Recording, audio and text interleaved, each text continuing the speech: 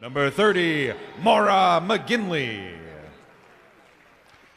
A 5'6" junior from Grayslake, Illinois, number 21, Maura Fitzgerald. A 5'9" first year from Aurora, Illinois, number 5, Riley Mont.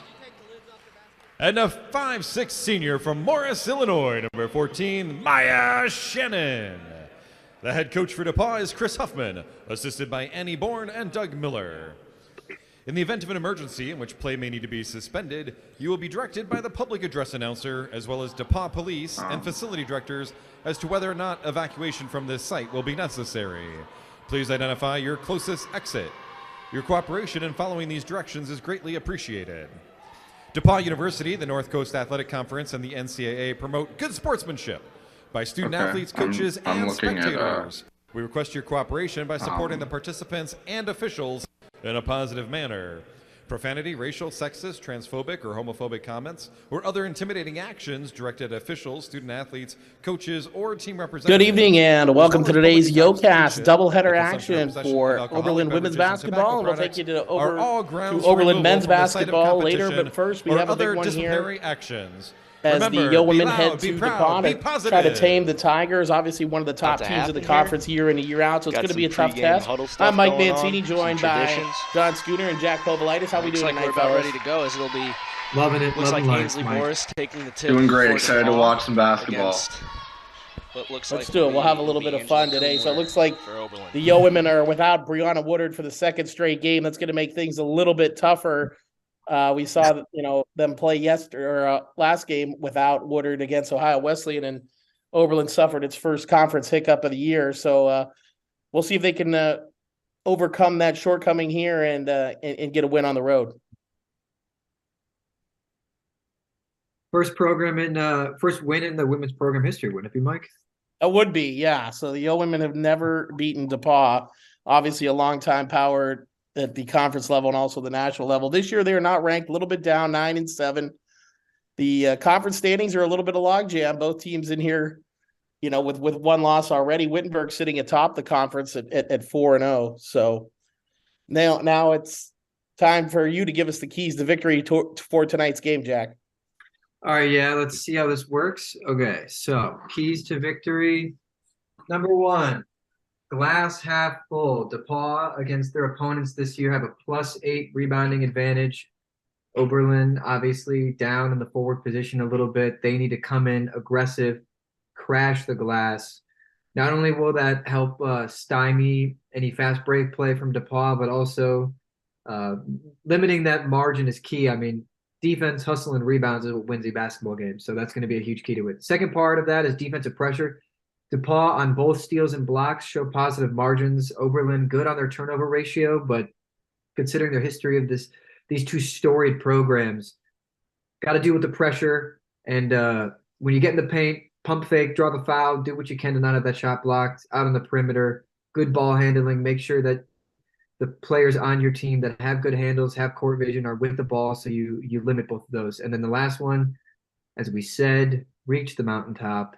This will be the first win in program history for the Yo women. Forget everything else I've said. Forget the rest of the history. Forget all the times that you've come up short. Tonight's a whole new game. Anybody can do it any night of the week. So just get in there, do what you have to do, and let's win this game. Yeah, we just see an early turnover on Oberlin's first possession. That was a big problem against the Bishops on Saturday, guys. It's 26 turnovers for the Yo women. That was a season high. So got to stay clean today if they're going to have a chance to win this game.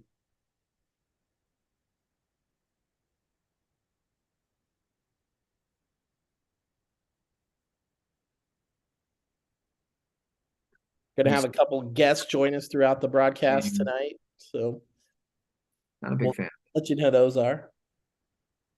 Looking forward to those. Got some good people coming on tonight. Very exciting. Another rip away there as Jefferson lost the handle. So 2 possessions, 2 turnovers. That's Maya Shannon, the fifth-year senior for DePauw, former player of the year in the conference, averaging 12.7 points per game. So going to be a tough task to kind of slow her down as DePauw gets inside there with a nice, easy layup. Ooh.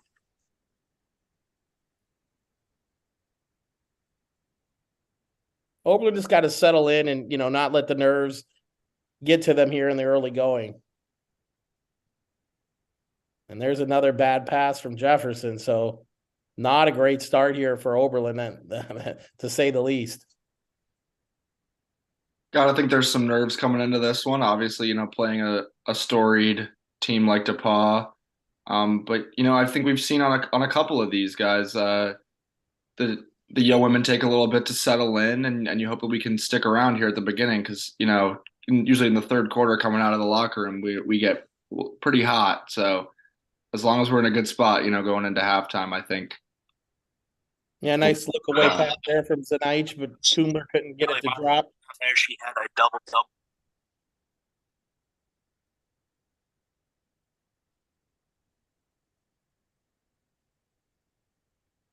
We've got Max Anastasio courtside tonight. Very exciting. We'll be kicking it to him a little bit later, but fun new feature we got for this edition of the Yeocast. That's a long ride. It's a long ride for Max. That's some commitment there, boys. Absolutely. Always doing it for the squad. Oberlin's still in search of its first points, but DePauw just with 2 so far for the first 3 minutes. I think we saw pretty similar in our last Yeocast against Elmira, a pretty slow start. Obviously, we expect DePauw to be a much better opponent, but these games sometimes start off slow, and then the Yo women have an opportunity to hit their stride later on. Yeah, you talked about the rebounding right there as you see a second chance opportunity and picking up an RBI. She put the rebound back in. And I mean, that's just not that it's a dig at any Oberlin player, but that's just hustle. Seeing a ball go up, having the awareness and the intentionality to turn, spin, find somebody, box out, it's just, you got to want it. It's the little things against these top opponents, Jack, and we talk about it all the time.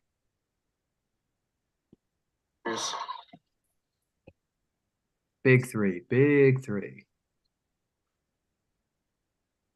Knock the top off the rim there. Hopefully some shots start falling. A little unlucky on some of the bounces. It really looks like it's just man defense versus man defense here. Both teams setting a lot of screens up high. But when DePauw have gotten in and past that first line of defense of a perimeter defender, there's not a lot put up defensively for Oberlin. So they're getting easy looks right now inside.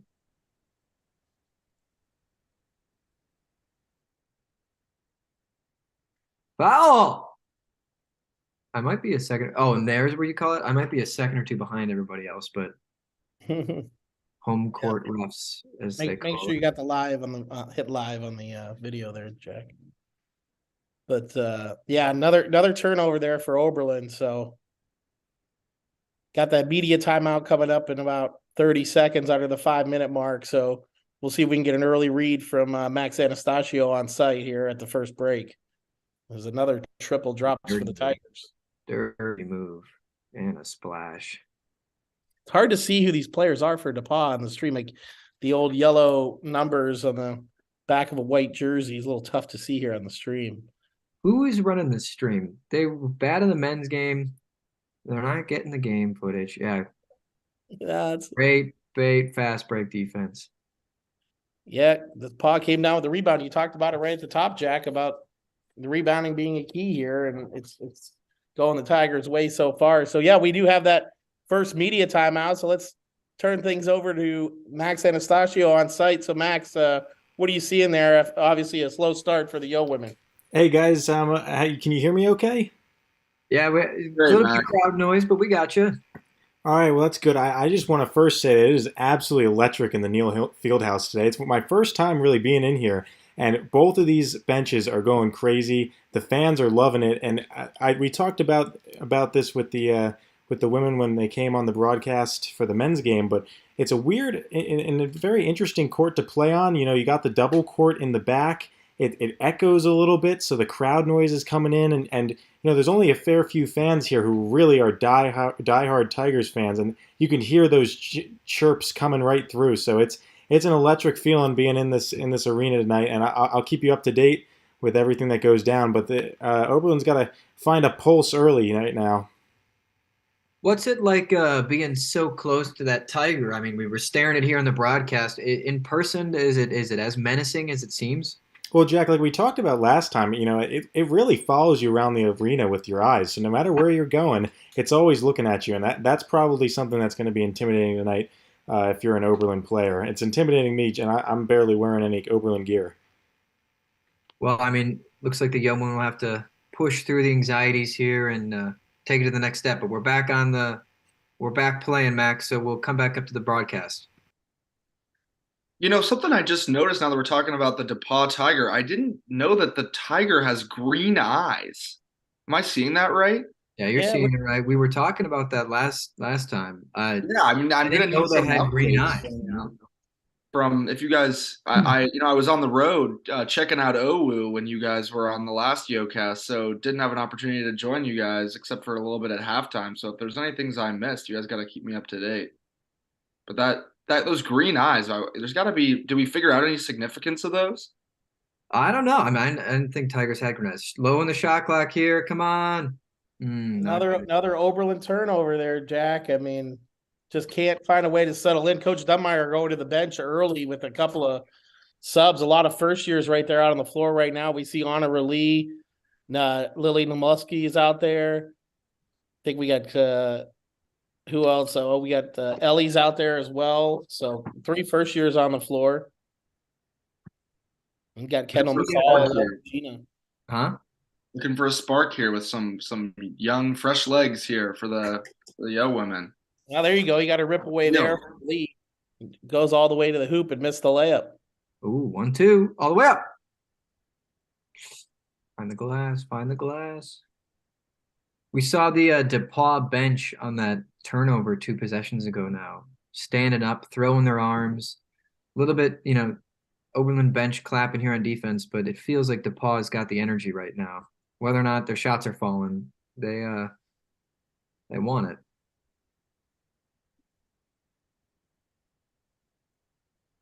DePauw definitely the more comfortable team so far. You have to wonder. Oberlin obviously has been a really strong team these past couple of years, but DePauw has obviously been ranked many times, so probably should be the more comfortable team early on. But you got to hope that the Yo women will get a little more comfortable as the game goes on. And what I really think would be beneficial here, I mean, whether or not I would love to see just a relentless attack on the basket from Oberlin. Shots haven't been falling, but you see DePauw getting the benefit of some fouls here. Resets the shot clock, resets things deep. Freaking 3, man. I mean, it's just a good way to control the momentum of the game with having stoppages, lets you reset, puts the other team in some difficult positions. You do it right, even gets you in bonus, but too much perimeter play, I think, from Oberlin. Yeah, Jefferson, I was about to say, has been the aggressor of this team all year. She put the ball on the deck there and tried to get to the hoop, but elected to try to dump it off to Kendall McCall, but they got knocked away. So it's like we've seen Jefferson get to the rack pretty much at will most of the season. So she's really going to have to step up right now and get this offense going. I mean, the team's leading scorer and, has that speed and aggression to get to the rack. Yeah, better possession here so far from the Yo women, trying to set up some of the offense. I think we've had a couple sloppy possessions early on, but it looks like we're working the ball around a little more. Thank you. Yeah, all the way up. Yeah, McCall just drew a foul there. There it is. Got inside, and so Kendall McCall on the year 7 of 10 at the free throw line. So hopefully she can make that 9 of 12. Good math there on the fly. Took me a second. Pretty good. Had to think about it. I'm not Oberlin educated like you all. I haven't left here. I haven't gotten out of here yet, Mancini. Don't be so sure. You're gonna have to intentionally fail a class or 2 to get another year of college. Yeah, I mean, it can't be that hard, right? Show up. I don't know if your parents are footing the bill, they might not like that too much. Oh, 1 or 2. Hey, yeah.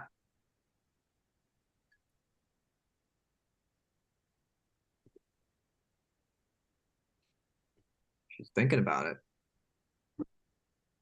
Close out, step up. That's where we see a situation there. It didn't fall, but if you're defensively, structure-wise, you don't want to let somebody dribble in that far. You don't want them to get in the paint with the ball. And whether or not, perimeter defender, first line of defense, they're doing what they can. But if the ball carrier, ball handler rather, gets past them, what you really want is help defense, which would be a defender who would, technically speaking, is guarding somebody else.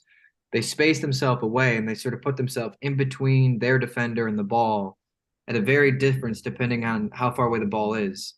And you're looking for your help defense to step up and stand in front of the dribble driver to stop them and kick the ball out. Oberlin trying to be tight on the perimeter caused some stress for the ball handler, but the help defense hasn't always been where it needs to be to stop that dribble drive. That's why we're seeing some of DePauw's easy baskets coming in low. So I'd like to see maybe some more help defense from the off-ball defenders here. Looks like a couple of free throws coming up here for Lily Hunsinger. She's played in all 15 games, averaging 3.1 points per game for the Tigers. Cashes that first one in. So start of the second quarter, guys. You're going to have a familiar face jump on with us. Coach Taylor Hauk from the Oberlin women's soccer program. Of course, Jack and Max, you have called all of the Yo Women home games this year, so good chance to get caught up with Coach Taylor, ask her a little bit about the team and get ready for spring practice.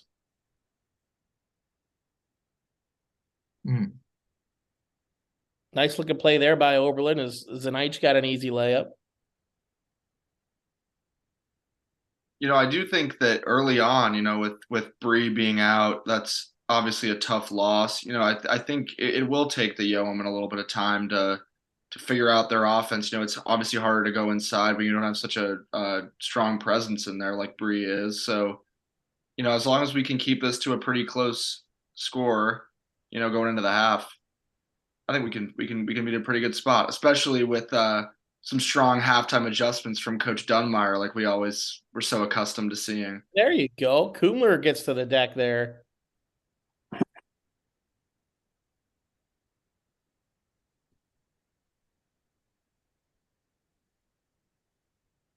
Final possession. Big stop here. Big stop here. Quick moving first quarter, fellas.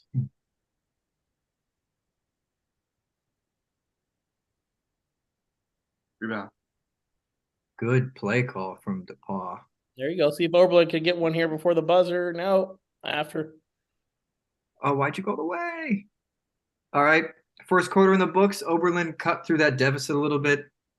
Made it a close game. We're going to look down to Max now, who's got a little bit more time to let us know what it looks like down there. Max, how do you like what Oberlin had to have in the second part of that first quarter? Hey, guys, I'm coming through again. Yeah, you can hear me? Loud and clear. All right. Great, Well, Max. I just wanted to point out that there's some serious leadership going on from, I believe it's Maya Shannon, number 14 on DePauw. She's the senior. She's really shown what a leader looks like, showing that senior leadership. But then I wanted to, I was taking a peek at the stat line a little bit, and I noticed it's really a young starting squad that they're putting out there, a starting rotation. It's mostly made up of freshmen and sophomores, so that really surprised me. And so Maya Shannon, she spells her first name, I believe it's Maya. She spells it M-Y-A. Never seen that before, so I don't know how trusting you can actually be of a leader who spells their name like that. It's almost like following a Tom who spells their name T-H-O-M. I would never trust a person like that. On the other side of the court, Oberlin, they're putting up their strong senior class. They're really dominant with leadership, and we've got a much older squad. I'm seeing this 4-point deficit, and it's when you want the veterans, the seasoned vets to come out. That's when they show off their pride, their true victory, and hopefully Oberlin can get these 4 points back. I'm really cheering for them. Man, dude, the quarters fly past in this game, though. I'll tell you what. Much quicker game style. Max, I'm wondering if maybe her name is pronounced Emya rather than Maya. No, it is Maya. It is Maya? I can confirm. Yes, it is Maya. All right. Emya would be. I hate it regardless. What would be the Jack equivalent of that spelling? Would it be like J-C-K? Just no vowels? Well, there's got Or A in J-K? Something Ooh, ridiculous wow. like that. I think it'd be like J-A-C-H-T, Jack, or something like that. Like, that doesn't look good. You don't like that. Maybe we'll stick with just your spelling, Jack. I like that one. I think that's fine for now. Although if I'm looking to switch it up, maybe I'll change it. It's all about building a personal brand, so maybe that could be your thing. That's what I'm. Hey, that's Back with the T. Sell T-shirts with it. Oh yeah. Oh, I'd buy one. Or 5, honestly. Another long 3-point attempt. That one's good for the Tigers. Ooh. Big hit there. That'd been a long stretch, guys, with nothing from DePauw. So Yeah, Oberlin's kind of settled in a little bit, like we talked about. Got to clean up the offensive glass, guys. 6 offensive rebounds surrendered by Oberlin in that first quarter. So something to keep an eye on here in the second as we move on. Oberlin's got to limit them to 1 shot each time as Jefferson knocks down a mid-range jumper to get it right back to 5. good shot there.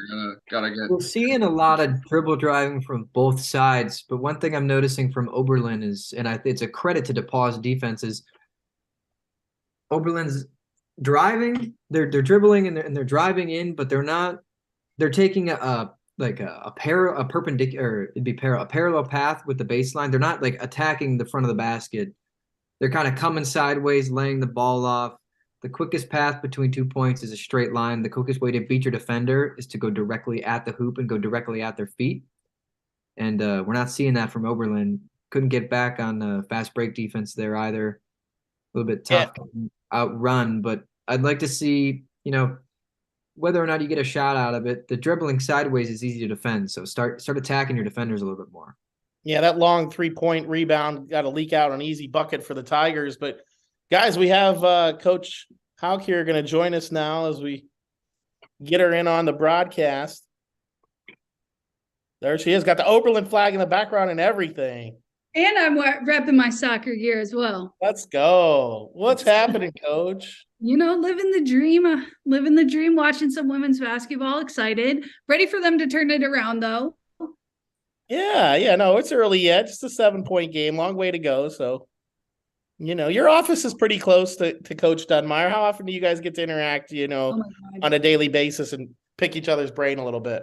I wish we could interact all day, every day, but when she's in season, man, is she locked into our team. But when I'm in season and she's not, all day. I mean, she has something going on in the Oberlin women's basketball team that our team hopes to kind of replicate and get it done as well as they did. So it's always nice. And I've really enjoyed getting to know her assistant, Joe, as well. He's a really unique perspective on things, and his 2 wonderful kids are so adorable. And it's been really nice to get to know kind of everybody over there, but especially in the women's basketball office. I love them. Awesome. And so I'm not sure if you're aware, Coach, but the women's side has never had the luxury or the ability to get past DePauw. They've yet to beat them in their program history. So going into this as a coach, and you're looking at sort of that discrepancy in the record, what do you feel like is the tone that you want to set with your players? I mean, they all know that if you've not a first year, you've been to DePauw, and you feel like you just can't get over the mountaintop. So what do you think is the best message to send to them here as you go into it? Absolutely. I think for starters, I would hope nobody would tell me that stat. If I was Dunny, I would hope that nobody would tell me we've never done that, because ignorance is bliss. Isn't that the truth? But I think if somebody spoiled the news on me, I would just probably lean on what my most favorite quote of all time is, and that's comparison is the thief of joy. So we are who we are right now today, not who we were last year, not who we'll be tomorrow.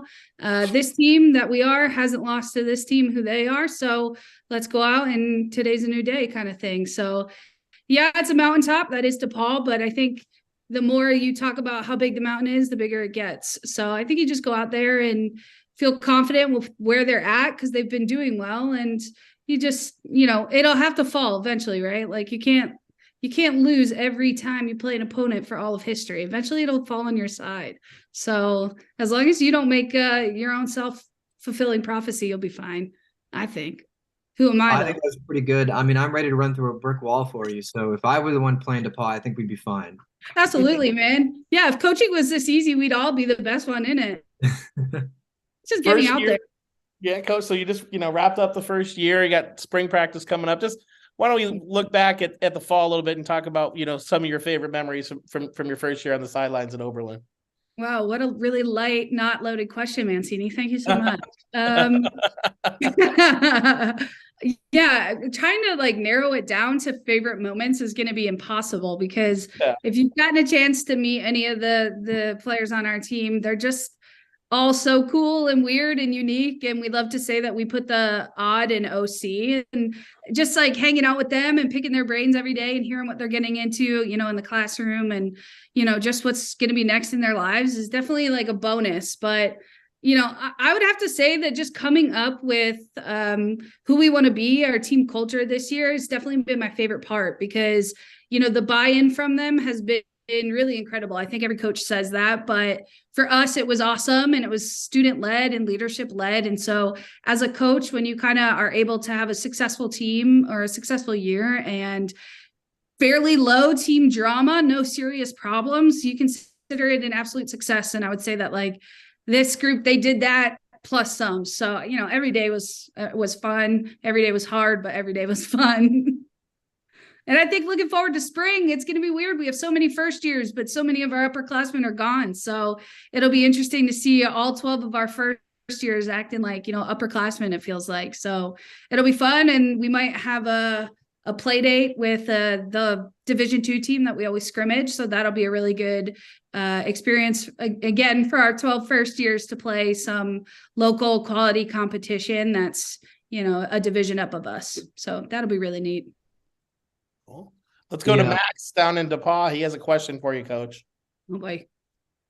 Hey, Coach, I'm coming to you live from the Neal Fieldhouse in DePauw. So my question for you is, you know, as a Villanova graduate yourself, is there anything you picked up from maybe the Villanova basketball team or historic coach Jay Wright that maybe you've taken with you through your career? Absolutely. Yeah. Well, when I was at Villanova, there was a rumor that spread throughout the entire Big East. I still remember it's the closest we've ever come to Jay Wright on the women's soccer team. Somebody at Georgetown, they were actually able to figure out where it started, but somebody at Georgetown made a rumor that one of my teammates on the women's soccer team during our time at Villanova was pregnant with Jay Wright's baby out of wedlock. And so that was the biggest thing I took away, is stay the heck away from Jay Wright. No, you know, we didn't really interact with him too much. I think for us, it was just hoping that we got the lottery to get the games or host a recruit and get a ticket to the men's basketball game. And then beyond that, we're just fans. I will say it was really neat to see them in the classroom, the men on the team actually like showing up to class and being present and being very good members of our Villanova community. That probably had the biggest impact on me, was just that like you can be both of these things. You can be ballers in the on the court, and you can go to class and participate. So that was really fun. But I will say that like my major takeaway was stay away from Jay Wright and don't mess with Georgetown kids, because they'll make up a nasty rumor about your teammates. But you might get a free night in a hotel courtesy of the school, because your life is being threatened. Gotta love Jay Wright's suits, though, Coach. I mean, oh, absolutely. Tell me somebody who does it better. He's clean. He's clean. I mean, when we were growing up, like he was on every billboard in the area for like every Men's Warehouse, it felt like, type of place. Like, hey, right, where's our suits? You should too. And you're like, okay, I will. Like, I'll give it a try. He's got those custom deals. I don't know if they're necessarily off the rack at Men's Warehouse now. Oh, you don't think, Mancini? He's definitely got a guy. He's probably got his own tailor that just follows him around. Yeah. No doubt. So what's on tap then? When's spring practice start, Coach? Well, spring practice will start after my wedding, April 1st. So I think we'll start the following Wednesday, and then we'll go for the month of April, and that'll be that. I actually think we might try and host the scrimmage the 19th or the 20th. So that'll be really fun. Because it'll be probably the first time in a long time Oberlin's been able to do an 11v11 game, because we travel abroad all spring long, but we have a full starting 11 and then some in our freshman class. So it's very nice. But you won't be with your player of the year, Heather Benway, because she's on the track team, right? Oh, yeah. Do you like reminding me of that? No, I mean, it's so fun to watch Heather do her thing, because you know, on the field, she's got that pesky like ball in the way, and then defenders, and you can't just watch her flat out run. And when she gets going, it's really fantastic to watch because she moves and nobody can catch her. And, you know, it'll be fun to support her if we host a track meet and get crazy, and maybe we can convince her to show up to a practice or two and show us what real speed is. Isn't that the truth in it? There you go. There you go. Well, anyone got a last question for Coach Hawk before we let her go, fellas? I got one if John doesn't have any.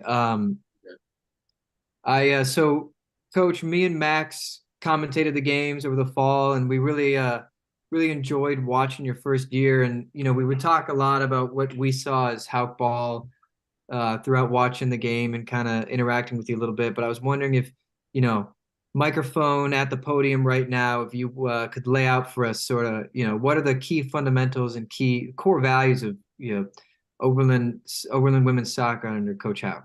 Wow. Okay. Yeah. I mean, what is that? The second lightest question to Mancini's. Yeah, I'll just give you the business that we came up with this fall. So we work with like an OC Love sort of acronym that the men's team started and that we just jumped on board with. If you ever at our practice fields, you'll see the men's big OC Love banner that they walk through and touch every practice to remind themselves. So our team broke down the letters of love to decide what we want our core values to be as a team. So L stood for leaving a legacy. They really wanted to be active participants in the recruiting process, the, you know, messaging of what our program's about, and creating what foundation we want our team to be based on. So that was L. O was God, of course I forget it. Ownership. That was easy. Which turned into own your ship. Since we're live on air, I won't actually kind of say the full thing, but that one's a classic, right? At some point, you just got to own it. If you mess up, you got to own it. V was value yourself, value others. That might be the most Obi thing that has ever happened on a field of all time, but I love it. The kids do a great job of taking time for themselves when they need it, not overwhelming themselves, but also, you know, being present for their teammates and things like that. And then the last one, E, was energy. Bring it every day. It's the only thing you can bring that you know for sure will show up. And so, you know, this year was based around those four things. And I think moving forward, we'll continue to reflect and figure out what OC Love looks like to us. But for now, those LOVEs worked really well for us. And, you know, it helped create a really positive and optimistic culture where we can love each other and also bite each other's faces off at practice and fight hard at games and be the worst thing we'll play against all week and then hug each other at the end of practice. So it's still a work in progress, but the team is doing an awesome job at it. Well, That's all great. right, Coach. Thank you so much. Thank you for taking the time as we head into halftime here. I would say you were a good luck charm, but the lead got a little bit bigger for DePauw since you got on. So maybe we'll have you on again next time. Enjoy the rest of your night, and we'll catch up to you later. Of course. Thank you guys, and enjoy what you're doing. I feel a Dunny halftime speech is what this game needs. So we're gonna get it. And if only we could get her mic'd up for that, that would be excellent. But I've had fun. Enjoy the rest of your night, and you know, let's go, yo, right? Thanks, Coach. Thank you, Coach. Hey, see ya. All right. Yeah. So, all right, guys, halftime here now, 32-17. Tigers kind of pulled away a little bit in that second part of the second quarter. So, obviously, some work to do for the Yo women here as we go into the break. But we've seen some big third quarters in the past, as you've alluded to. Big output from Ava Hassel on DePauw. Yeah, she's 4 of 8, 3 of 6 from 3. So we're gonna have to figure a way to kind of shut her down a little bit. Really, you know, Jefferson 3 of 6 for Oberlin, but that's really most of the offense so far. Is Gina's 0 for 4, and you know, a couple of 1 for 2s, 1 for 3s in there from a couple other people. So Oberlin's gonna have to find a way to get that offense going a little bit, take a little bit better, you know, care of the basketball, and do a better job on the glass as well. So we'll take a halftime break, come back, give you the full stats, and we'll see you in a little bit on the Yeocast.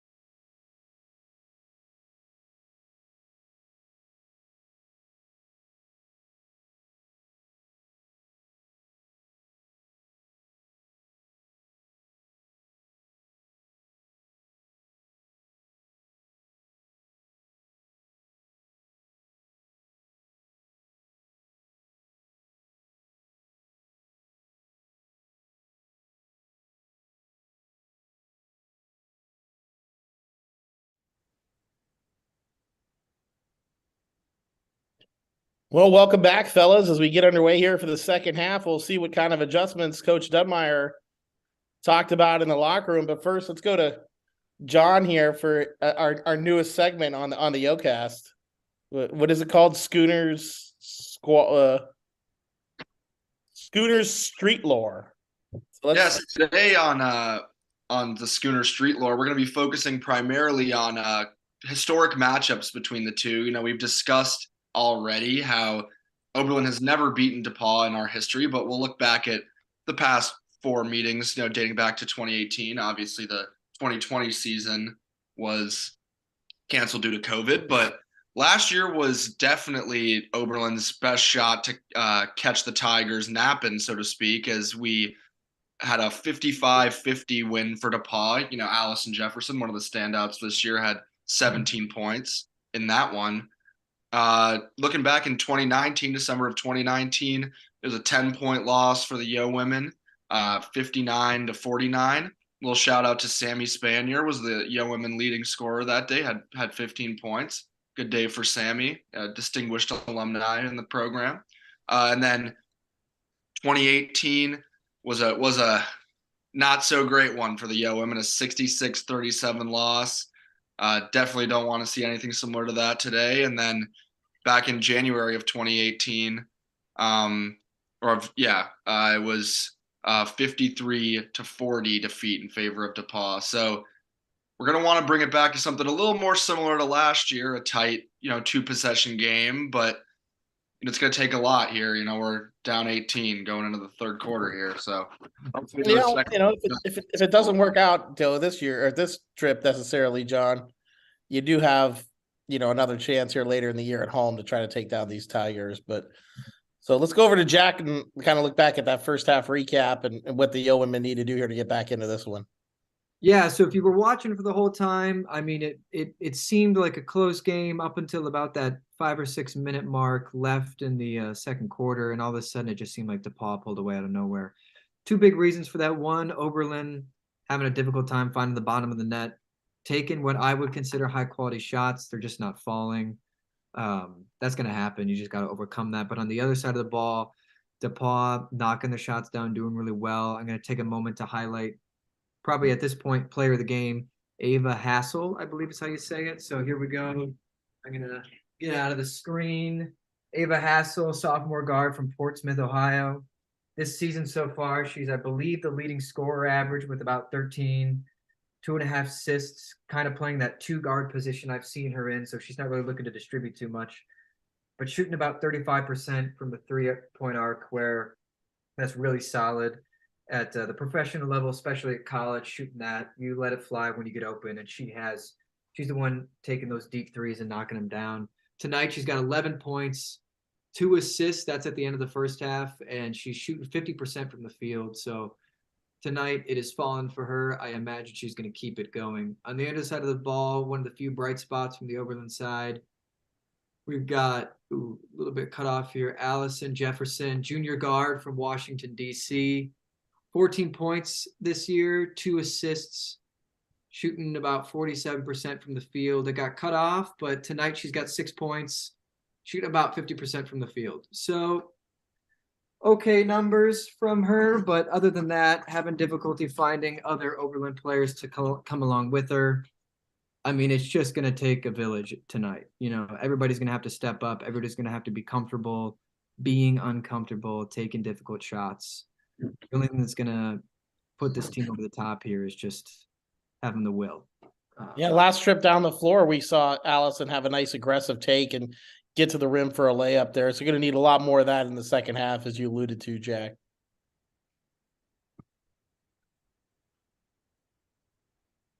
Kumler's 3 just a little too strong there.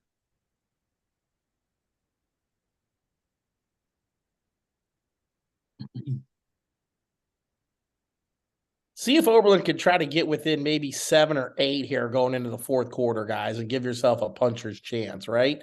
Going to have to start on the defensive end, get more stops. We got a little turnover there. But obviously you're going to have to start converting too on the offensive end if that's going to happen. But if they can kind of get within single digits, heading into the fourth, you never know what could happen. Maybe DePauw goes a little bit cold and and we could catch fire and maybe pull off a heist here, but it's going to take some work, and the shots are going to have to start falling, and you're going to have take a little bit better care of the basketball as we see a near turnover right there. We always like to say it. It's a game of runs. As long as we can be within, as you said, like 8 points or 10 points, we can, especially a well-coached team like the Yoan, we can get back into it. Just got to be a little bit closer here, down the stretch. Yeah, nice little running hook shot there from Oberlin, an impressive-looking freshman who's been getting a lot of minutes early on and been a big contributor so far. A lot of these first years for the Yo women have come in and made immediate impacts so far, and the current team has a bright future, and so does the future of the future team. If that makes any bit of sense. I was with you. Follow that one. There you go. Nice move inside there by Zanaich. Good footwork. That's what you need. Good footwork inside. Everybody thinks it's up high in the shoulders and ball placement, and yeah, that matters, but keeping your balance, and you really position your defender as an offensive player where you want them. It starts with your feet. If you get your footwork right, you get your positioning and your center of gravity in a really attacking position where you can throw your weight around. That's when you see post players really manipulating defenders to get the shot they want. There you go. And another nice drive by Jefferson. It's down to 12 already, fellas, halfway through the quarter. Gotta love a Coach Dunmire halftime adjustment. DePauw already taking a timeout. Yeah, so that's going to trigger the media timeout. And talk about the job that Oberlin's done with Maya Shannon so far, guys. Averaging just has 4 points after she comes in averaging 12.7. Last year the Player of the Year, and DePauw actually has 4 of the last 5 Player of the Years. So this is obviously an impressive team. So what are you seeing down there on site, Max? Hey guys, good to be back again and hear your voices. So at halftime, able to go to the concession stand, grabbed a pretty good hot dog, probably 7.2 on the rating scale, but definitely, for a courtside hot dog, it really blew me away. It goes to show you the great facilities that they that here at DePauw, and that goes for the NCAC as a whole. One thing I'd like to point out is that the coaching staff for DePauw is sweating. And the coaching staff for Oberlin, not so much. So it seems like, we're starting to put some pressure on the Tigers right now, chipping away at that lead. I also took halftime to peruse the comments of the live stream. Ryan Kim says the Oberlin money line is a lock. So I wonder, there might be some sweating bettors down there. And Yeoman Wilson also says feet to the fire. So I wonder whose feet to the fire there might be tonight. Could have been holding Coach Hauk's feet to the fire. We were throwing some questions at her. Pretty tough. Max, condiment-wise, what'd you go with?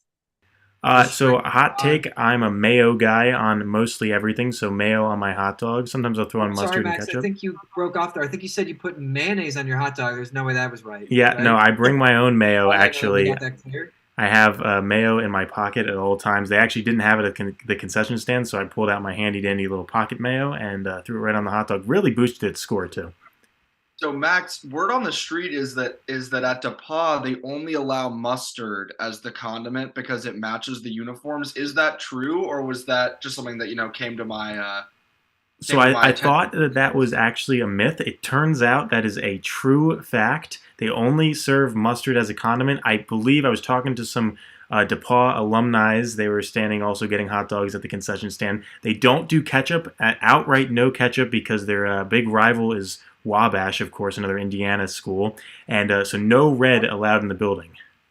Wouldn't that allow mayo, though, because they're wearing white kits right now? Or is that just maybe a different, separate mayo issue they have?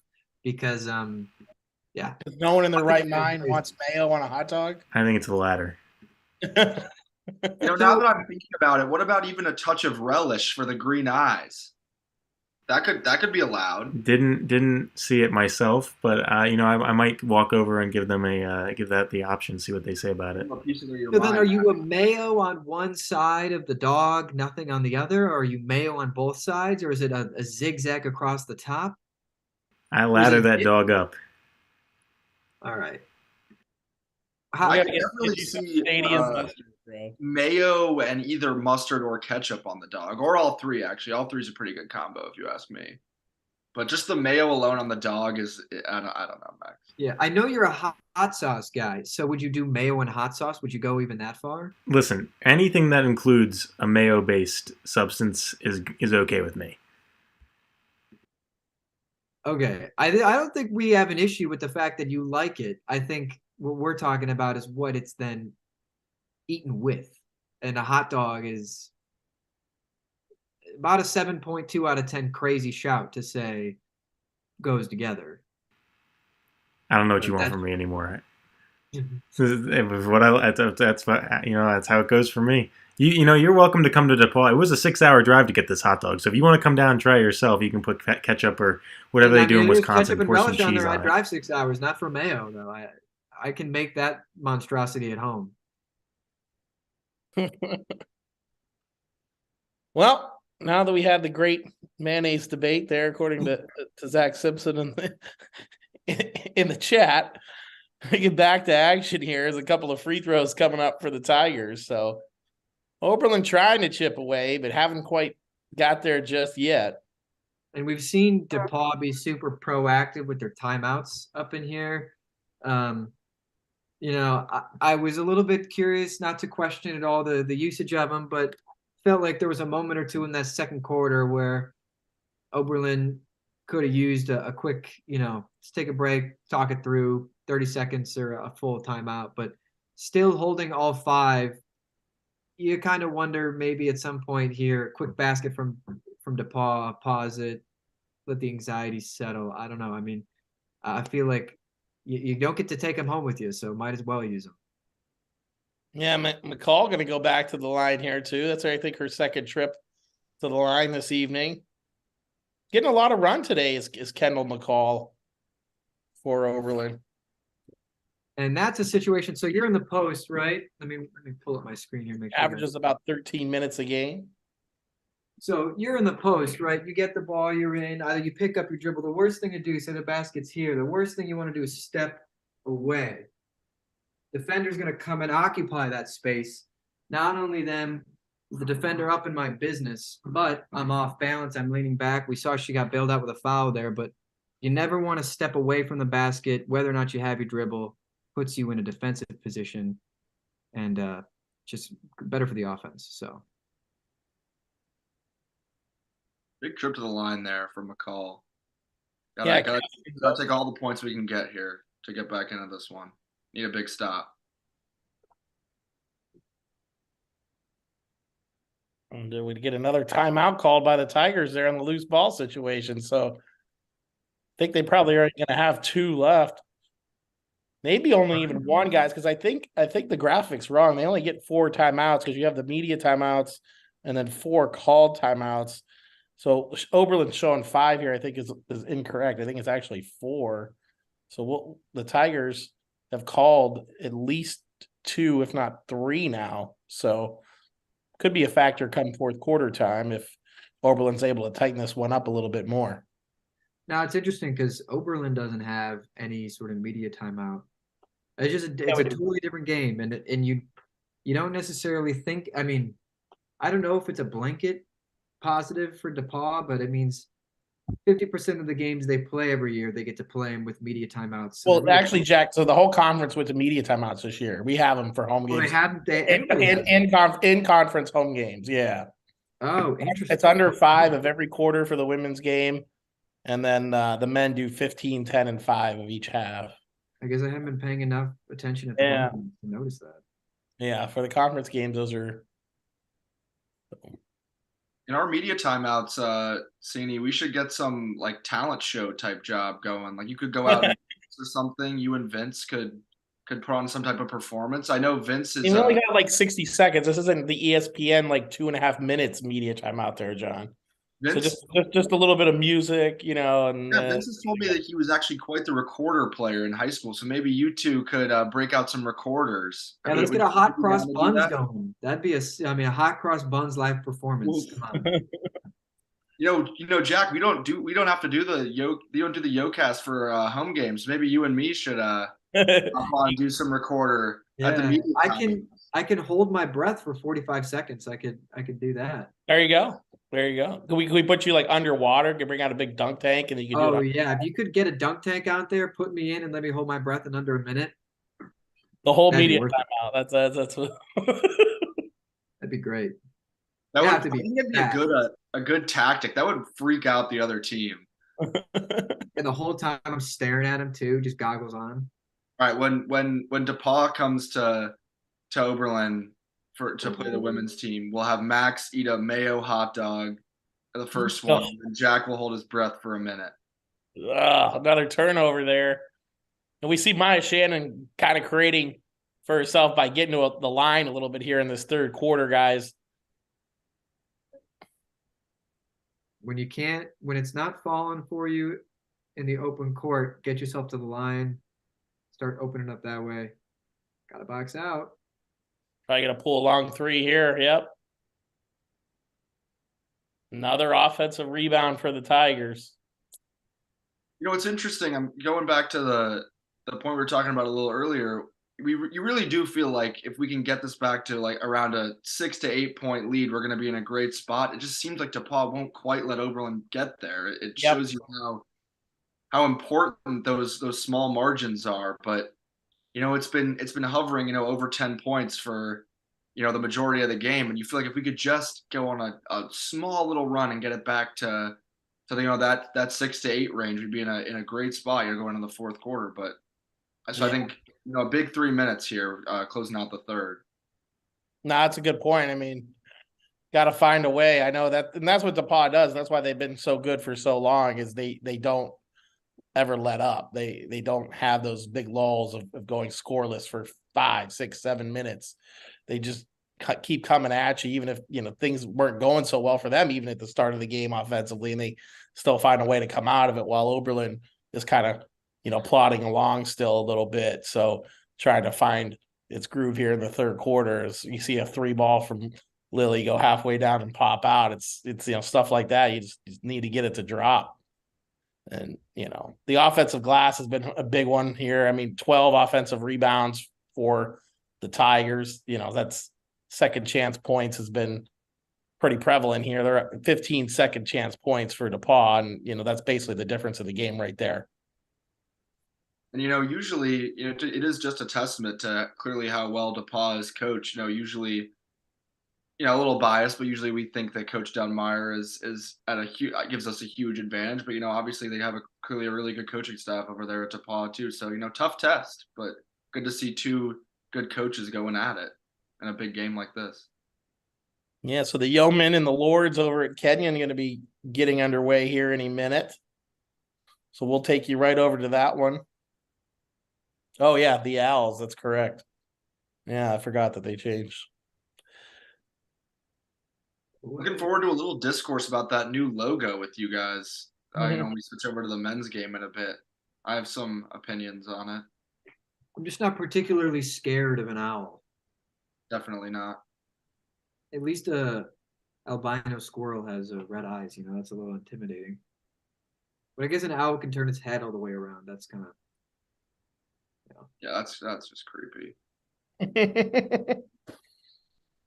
They definitely were. We'll talk about it later, but they were definitely going for a more aggressive looking owl in the logo. I just, you know, Mancini and I have talked about it. You don't, if you're looking at it from a distance, I don't even think you can really tell it's an owl.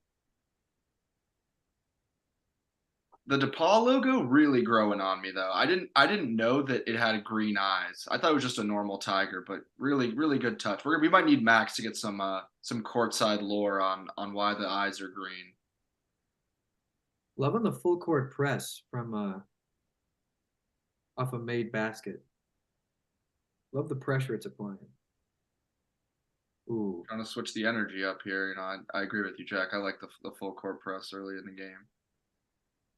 Really wanted this one single digits by the end of the third. Yeah, and it's kind of went the opposite way on us, didn't it now, guys? It's up to 18. And again, you still got 5 timeouts here, whether or not it's 5 or 4. You got a ton of timeouts, and it just and one. I think I might be ahead of everybody else. But just really needed it single digits.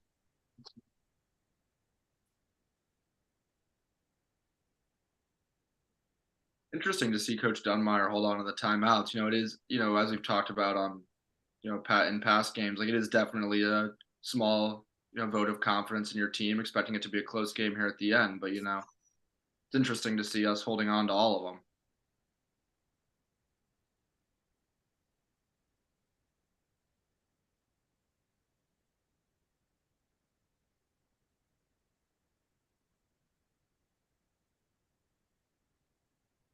A bounce pass.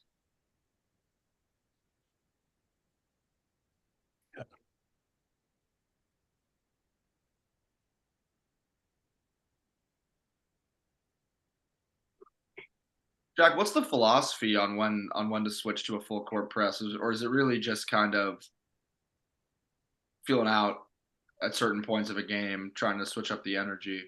It depends. It depends more on coaching philosophy than it does situation. Some teams, they won't do it at college level, but it's more of a high school tactic depending on the physical makeup of your side.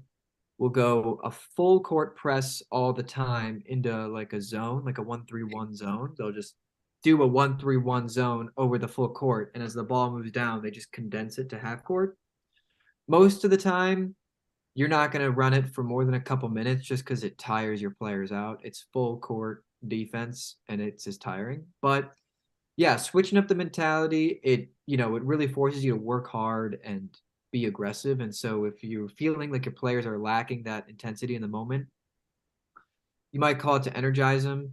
You might also do it if you know that the ball handlers of the other team aren't particularly gifted because they're forced to dribble in tight situations across a full court at a high speed. And so if you know the ball handler is somebody who's a little bit shaky, might be a little bit loose with their passes, you might try to apply some pressure. But in this instance, I think it's just Oberlin looking to apply a little bit of pressure to DePauw, maybe throw them on their back heels a little bit, give them a little bit of maybe some easy buckets, quick steals, some layups, let them kind of get their rhythm because they've been out of rhythm all game. Shots have not been falling. It's like they got a lid on the bucket whenever Oberlin's on that side. So it's worked just a little bit. 13 of 36 guys for Oberlin, 36% shooting, and just 2 for 11 from 3-point land. So been a tough night trying to put the ball in the basket, that's for sure.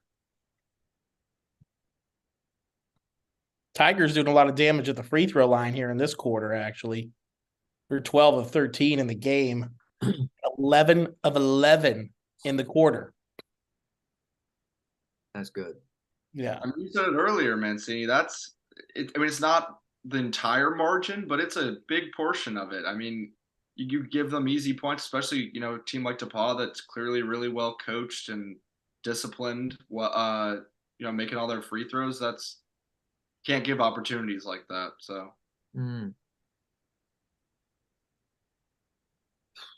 little lefty hook there from Kumler didn't go down.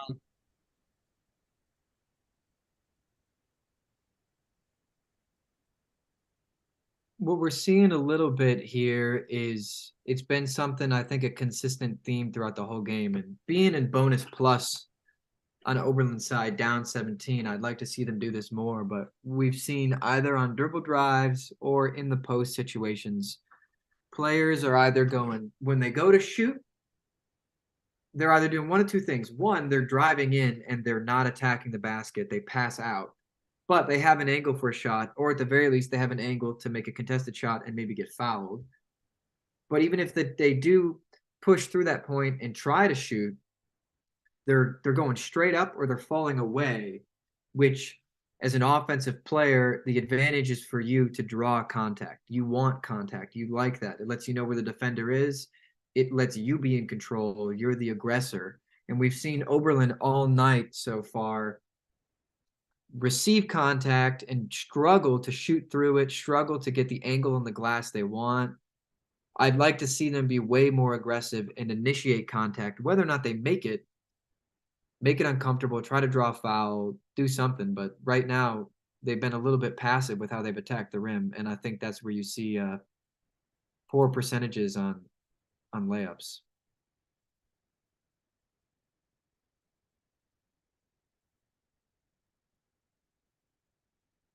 we're here at the end of the third quarter now. If we could go down to Max on the sideline, see if there's anything interesting going on down there, Max. Hey guys, yeah. So I took this time to do some interviews. I interviewed a few DePauw fans. I asked them a couple questions. The first thing they said was DePauw only knows sixth gear and they never turn it off. So that was their explanation for why, I heard you guys talking about how they just keep going and keep putting on the points. That was their explanation. Then I also asked about the Tigers' green eyes. They said the green is for good luck. It's the luck of the Irish. I mean, I really can't give an explanation for that. I don't know how Irish DePauw is out there or how Irish it gets in Indiana, but that was their explanation, and they've been lucky tonight. I feel like a lot of these threes have been going down purely because of that Tigers look. Well, not even that, Max, but I don't think there are any Irish Tigers. I definitely don't think I've seen any Irish Tigers. Good band name. Very interesting stuff. Anything on the relish question, Max, or was that an afterthought? I did not get the chance to approach the concession stand about the relish, but I guess that's my next task. I will throw in that it could be for good luck, but I don't know how Irish relish is either. Is mayonnaise Irish? Mayonnaise is just gross. Where's mayonnaise? That's a cold take. Mayonnaise is great. Mayonnaise is good. I don't know about the hot dog thing, but I had a burger the other night at this one restaurant. They had this garlic mayo. Ooh, really good. Specialized like mayonnaise is okay, like Chipotle or garlic aioli, something like that. It's a little bit better. But I regular. believe you like Chipotle mayo. I feel like that's like the staple of Ohio. I had never seen Chipotle mayo in my entire life until I got to college, and like every single person here is like, "Oh, you really want Chipotle mayo on that?" I'm like, "Yeah, sure, tastes pretty good." Little and one here from Jefferson. That's maturing, John. Is finding out Chipotle mayo is great and then putting it on everything. The Yeoman up the 13-8 guys in the early going over at Kenyon. 13 minutes left in the first half, so we'll switch over to that one as soon as this one wraps up and bring you.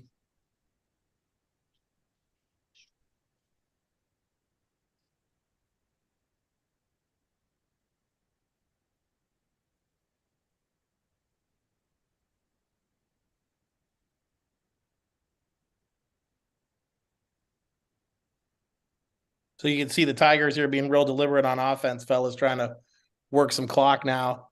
Shot clock down to 5. They're in no hurry. Another, indicator of a well-coached team, knowing how to play with the lead, using the shot clock. All the way up.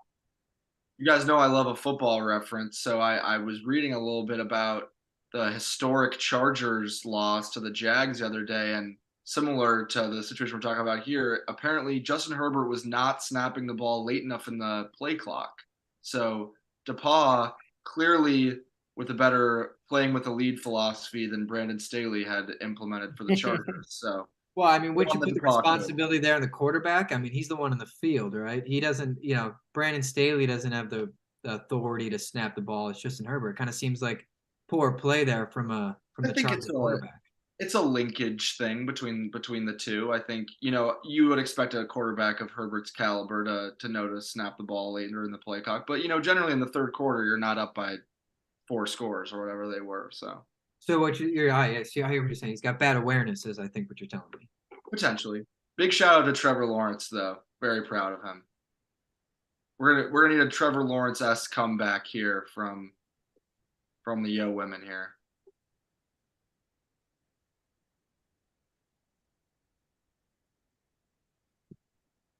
Biggest thing we talked about clock management, playing with the lead. The secret sauce in that recipe, not mayonnaise. Your free throws, not mayonnaise. Making your free throws. Mayonnaise is very much call free throws the mayonnaise of clock management in basketball. Some would say, pass that. You got a little sidestep there. Oh, missed the bunny. Personally, I'm a pass first point guard, so I would have laid that ball off. Could have had Gene in the corner for a 3 there, Jack. And you had Jaden running up, going to the opposite block. Bounce pass there probably would have been solid, but personal preference there. I'm not looking to score, so Yeah, Yo Women just 14 of 43 now, guys. Is another Riley will check out. foul on the floor here. So Yeah, you looks really like this feel one's going to go towards the Tigers, fellas. I think we're playing out the string here, down 19.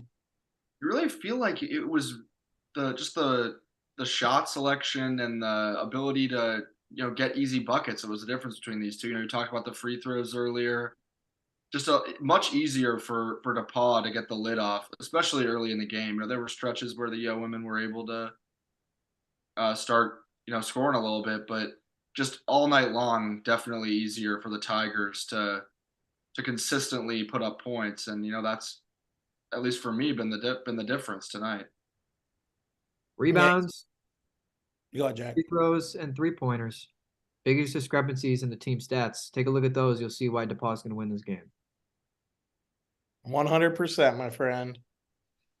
And you'd hope that we'll have Bree back next time these teams clash at at home for the Yo women, but it's going to need to be a different approach. And obviously, the second time you play a team, you have a better feel for it, and you'd hope that, especially when you're playing a top team like DePauw, we'd be more accustomed to playing against this team. Kind of have a better idea of what to expect, but that's going to be a big one, especially on our home court later in the season. Big game. Got to start practicing, Max. You got to start eating I don't know if Max can hear us, but a hot dog a day in preparation for that media timeout. We'll get him on a whole regimen. Guys, since I think we know the final outcome of this one, I think we're gonna take a little break and come right back with the men's stream. Kind of get that game going. It's a much closer game at this point. Oberlin in the lead, so I think we're gonna. If you want to stay with the Tigers here, you could obviously pull up the link on the schedule page on GoYo and have the stream up. But we're gonna take a short break and then probably come back and bring you the rest of the men's game at Kenyon. Currently, right now, the Yeomen are leading 19-8. So we're going to switch over and hopefully bring home a win down in Gambier, since unfortunately this one's not going the way that we all wanted it to tonight.